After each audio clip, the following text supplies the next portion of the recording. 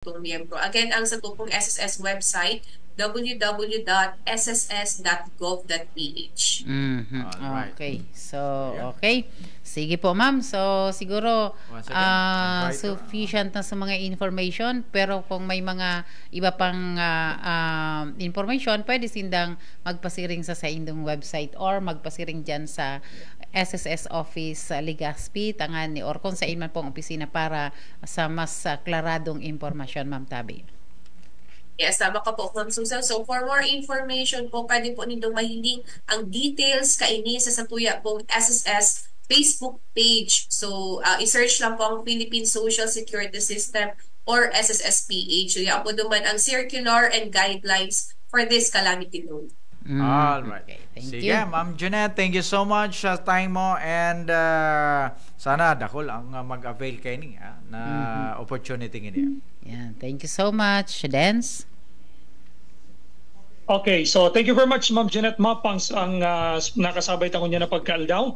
Hali po sa SSS, at least nalinawang kita kay niyong mangyari or sa indang ipapasunod na calamity loan para sa mga member kan SSS. With Ma'am Jeanette Mapadan sa alta, katiwala nindo sa katotoohan. So, diretso na kita, digdi po sa satuyang pag-oralay-olay o tema. Na satuya pong tutukaroon na ngunyan na pagkaaga mga katiwala. Okay? So, inutunta na muna, ini pong ginibo pong apila. Kan satuyang diocese kan Legazpi, ini pong dakulang accountability for accountability in action in the aftermath of Typhoon Christine and Pipito. Nakasuapon ginibo po ini mga katiwala sa panganod po ni Bishop Bong Bailon dyan po sa Chancery. And digdi po magatugang binasa ninda sa inda pong sa inda pong pagpapahiling ni nadakulaon pong pagmamagno, lalong-lalo na po sa satuyang mga kababayan asing na mga programa, proyekto may kinaraman po sa pagkakaigwa ning nadakulang parte asing na dakula po mga tugang na kinakaipuan na maadres akan sa tuyang gobyerno na kung saan nakadakol po sa satuyang mga kababayan albayano after Typhoon Christine, mga tugang na talagang luminubog sa baha. And saro sa mga tututukan po ninda, mga tugang ini po mga tugang na accountability duman sa mga programa, proyekto na nahiling po mga katiwala after kan Typhoon Christine. Ipinahiling po sa satuya kung anong klaseng proyekto igwa po kita digdi sa satuya. So dahil po yan nag-utik, dahil po yan mga tugang nagtsachamba, nahiling ta mismo kung paano yan giniribo. And ito po kaya na nahiling kaya nagtumar aksyon ang simbahan dahil sabi nga ni Father Rex, sabi ni Bishop Bong sa pahayag ni Father Eric dakol sindang bako lang na nabasa or nahiling sa social media jam may mga kasi nagkaigwa sindanin assessment, nagkaigwa nin pakikipag nakipag-uron-uron sa baba, lalo na duman sa mga lugar na naapektaran nin marhay kan na bagyong Christine, no? Lalo diyan sa 1st district, digdi sa 2nd district na talagang binaha. Pigaram ninda ano ba talaga ang kausa kan nangyaring baha, landslide na daininda pinag-aasahan kasi ito bagang pigsasabi mo jam na before nga yaday man kami digdipig babaha, tranquiluhon kami kaya biglang nabulaga sinda kang baha, dahil nakapag preparar although preparation kan kalamidad kuyan iyan nagtatarabangan between the community dangan kan mga disaster official daiman to be fair naman sa mga disaster official sa mga lokal na gobernantes daiman nagpabaya sa pag-remind sa tuya paabot pa sana kan bagyo may mga preemptive measures na pinagibo kaya lang may mga nasurpresa talaga dahil itong pag ninda na aloy na panahon na nag-start digdi sa muyang lugar day man talaga pigbaha kami, day man talaga ning landslide.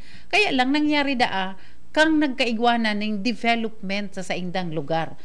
So parte kang development nagkaigwanin marhay na patinampo, nagkaigwa ngayanin flood control program, project baya, nagkaigwa ngayanin tulay sa Samuya, pero kang nangyari ito dangan sinda nagkaigwanin araw ka itong bako marhay na experience during typhoon. So ang gustong sabihon kang Diocese of Legazpi, sabi ni Bishop kasuhapon jam, ini ang imbestigaran. Nagkaigwabanin hararom nin maigot na pag-aadal before the implementation kan mga projects na yan, makakaapektar ba ini o makakatabang. So or inimplementar lang para magkaigwanin project. And sa proyektong iyan, papaano sa implementation? Kasi kinalkal ni Christine na ampaw pala so so sisay may paninimbagan, sisay ang pwedeng mapanimbag ka yan. So yan po ang pangapudan. Pero in terms so ibang member kang media kasahapon, guraano kahanda ang simbahan na mag-file nin legal action, mag-gibo nin legal na action kung in kasong may mapatunayan na dapat mapanimbag. Ano sabi ni Bishop? Sabi ni Bishop, Sinda. Gobyerno. Kami, sabi ni Bishop, kami lang ang naggibo ki araw kaning inisyatiba. Ang mga legal action na pagkaso so gobyerno. Kaya nga nangangapodan sinda nin accountability. Hanapon sisay may igwabang dapat manimbag kay ni so igwaban nin mga irregularity sa implementation kan mga pangyenot na mga program, lalo na mga infra projects jam kasi ayo ini so nangyari dakul po so nabugtak sa katibaadan, so buhay, so seguridad, nabugtak sa alanganin dahil po sa bako magayon na implementation kan project. Nga ta nakapagsabi na bako magayon base sa mga ebidensya, base sa nahiling tang mga naglakop na mga video, mga photos sa social media, talaga naman na warang laog. So mga like mga flood control, so dike.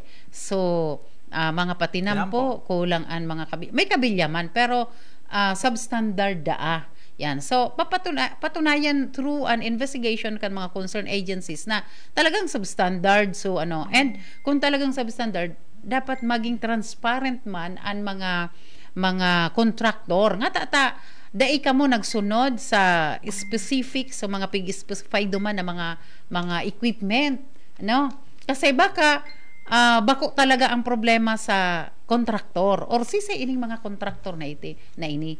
Sabi tabaga dati na auto kayang SOP ang nakakapagabat sa kontraktor, tanganing masusug mo kung mga specifications, di ba? And saro padigding sinimbag po kasuhapon katiwalang san sa press conference ni Father Rex.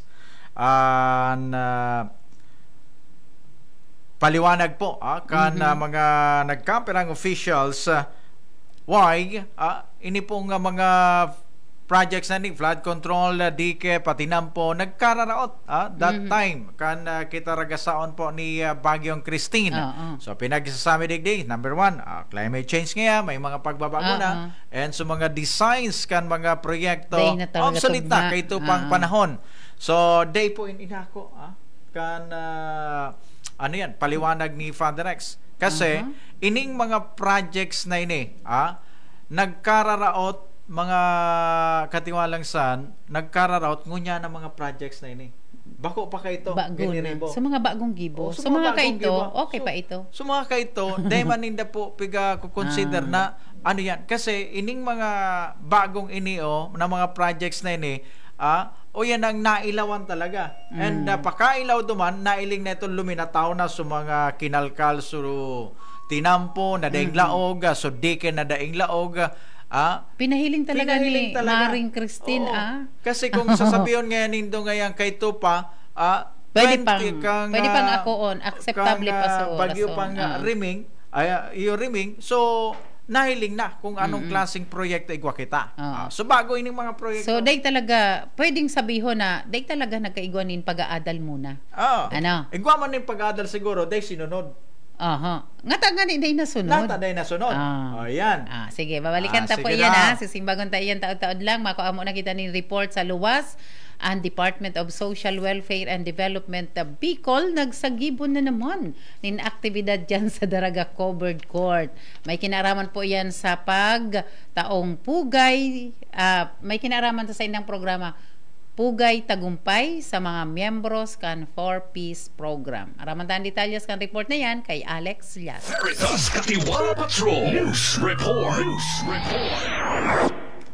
Lex. Yes, maray na aga sa Doko sa Parantabay. Live kita dito sa Daraga Covered Court ng Daraga na konsayin yaon dibian mga membros kang Portis sa 54 barangay na yaon digdi so mga patapos na kang sa indang mga aki sa pagpapaeskwela na konsayin nagkakilumutan na aktibidad ang Department of Social Welfare and Development Office 5 na sa mga membros kang Portis nga ning ning award asin na certification ang mga membros lalo na sa mga magurang sa pagpatapos kan sa mga aki sa tabang kang programa kang gobyerno ining Portis ining pangtawid program sa mga kabayan ta sa mga tiyos na pamilya 399 na mga membros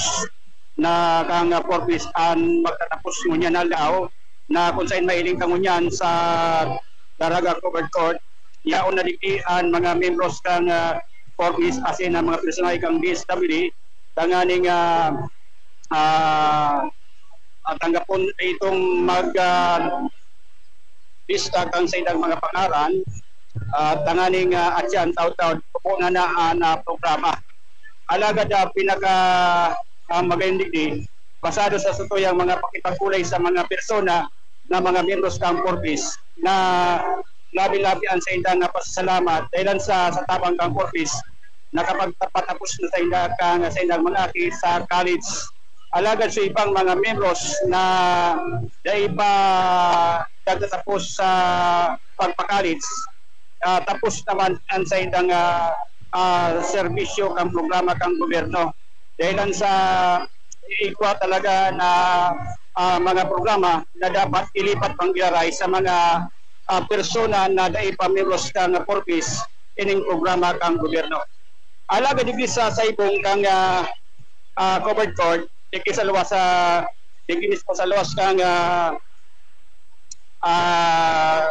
part kang Daraga kasubago yaon man digdi so mga membros kang agrarian reform program na i-award so mga daga sa mga kababayan ta nakaista sa digdi sa taas kang Daraga lalo na sa Aptan Barangay so mga tenant na aloy nang nagasikaso kang daga sa ngunyan daw i-award so daga yan mismo sila kang Legazpi kaya so kung sa kasubagong aga alos panining part ng Daraga duman mismo sa tatuyang mga kababayan na sa ngunyan i-award na so sa indang mga pig-ataman na daga yan ang sitwasyon dito sa Banwaan ng Daraga Alex Lazos Katiwala sa Katotohan Lex Katiwala Patrol Report